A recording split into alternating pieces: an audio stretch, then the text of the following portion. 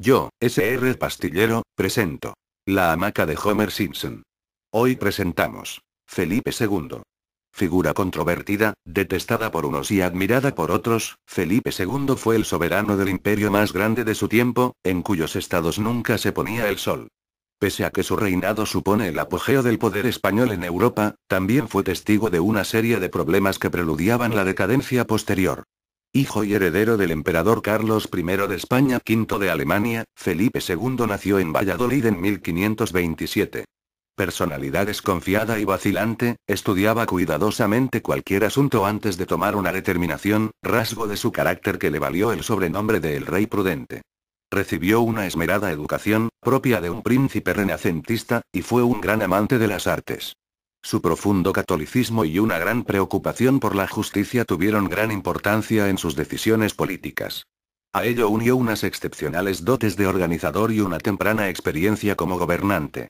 A la muerte de su madre, la emperatriz Isabel en 1539, el joven Felipe, ayudado por un consejo de regencia, asumió el gobierno de Castilla durante las frecuentes y largas ausencias de su padre, constantemente reclamado por los asuntos europeos. En 1543 se casó con su prima María Manuela de Portugal, que murió al año siguiente, después de dar a luz al infante don Carlos. Mientras el emperador volvía a ausentarse de Castilla, y aunque las decisiones importantes seguían siendo suyas, era Felipe quien se encargaba de los asuntos cotidianos. En 1554, su padre decidió el matrimonio de Felipe con María Tudor, heredera de Enrique VIII de Inglaterra. Esto convirtió al príncipe español, recientemente nombrado rey de Nápoles y duque de Milán, en rey consorte de Inglaterra.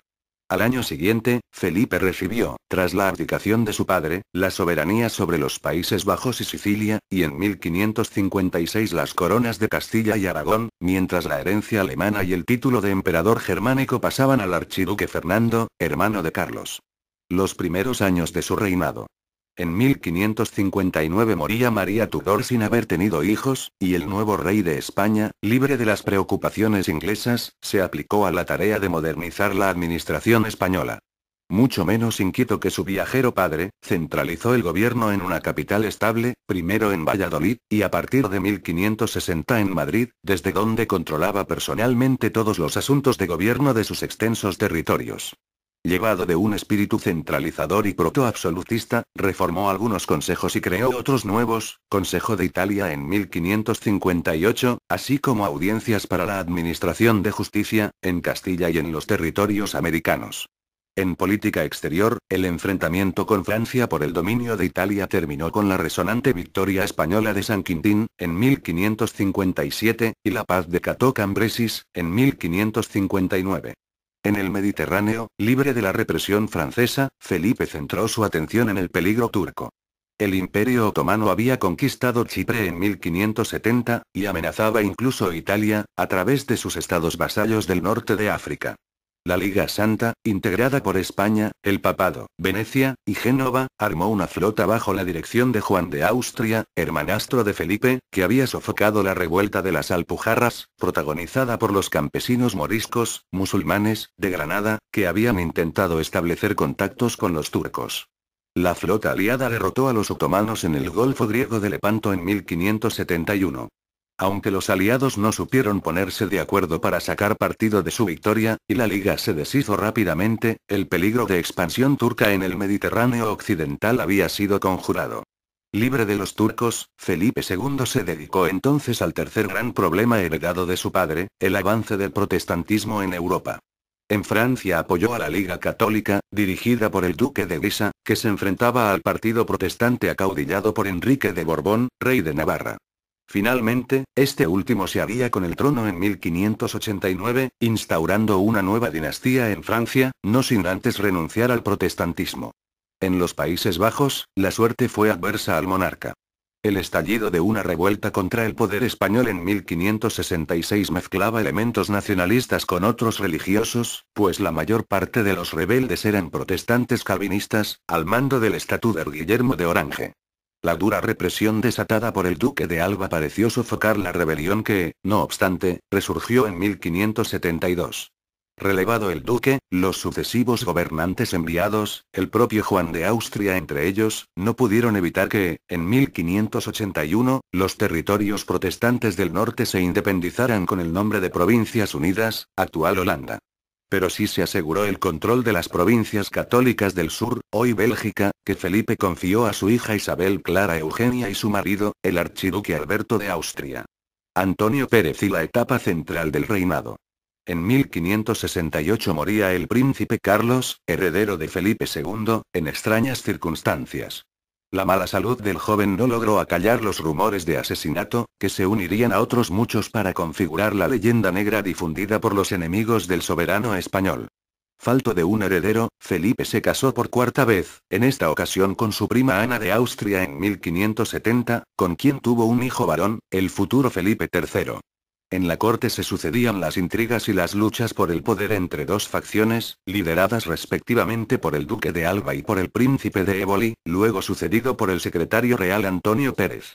Este enfrentamiento desembocó en el turbio asesinato de Juan de Escobedo, en 1578, antiguo protegido de Antonio Pérez, convertido en hombre de confianza de Juan de Austria, cuyas ambiciones chocaban constantemente con el recelo del monarca. Parece que Felipe consistió en el crimen, aconsejado por Pérez. Más tarde se descubrió que éste había tendido una trampa al rey, quien ordenó su detención. Pérez logró huir y se refugió en Aragón, perseguido por la Inquisición y el ejército. Las autoridades aragonesas, celosas de sus fueros, se negaban a entregar al prófugo, lo que provocó un sangriento enfrentamiento. Finalmente, Antonio Pérez pasó a Francia, y más tarde a Inglaterra. Esta crisis, que provocó también la caída en desgracia del duque de Alba, inauguró una nueva etapa en la administración, pues el monarca, cansado y enfermo, se desvinculó cada vez más de los asuntos de gobierno. El cardenal de Granvela, antiguo consejero de Carlos V, encabezó sobre todo de dar respuesta a los graves problemas económicos de una monarquía permanentemente endeudada por sus numerosas guerras. En política exterior se advierte un cambio de dirección hacia el Atlántico. La última fase del reinado. La muerte en Alcázarquivir del rey don Sebastián de Portugal, empeñado en una cruzada por tierras de Marruecos, movió al monarca español a reclamar los derechos que tenía por su madre y su primera esposa al trono portugués. Apoyó su reclamación con una demostración de fuerza a cargo del anciano duque de Alba, lo que acabó por convencer a los portugueses, que le reconocieron como rey en 1581. Mientras tanto, la guerra en los Países Bajos se encontraba en un punto muerto. Los rebeldes recibían el apoyo de Inglaterra, cuyos corsarios dificultaban con sus ataques el comercio español con América. La ejecución de la católica María Estuardo por orden de Isabel I de Inglaterra fue la gota que colmó la paciencia de Felipe II. Decidido a castigar la insolencia de los ingleses y a restablecer el catolicismo en esas tierras, preparó una invasión de la isla. Una enorme flota partió de Lisboa en mayo de 1588, pero las adversas condiciones meteorológicas, los ataques de la escuadra inglesa, y una deficiente preparación llevaron a la pérdida de la mayor de la expedición, llamada irónicamente la Armada Invencible. Sería el último gran fracaso de la política exterior de Felipe II, aparte del fallido intento de evitar la entronización de Enrique IV de Francia, finalmente aceptada en la Paz de Vervins, en 1598.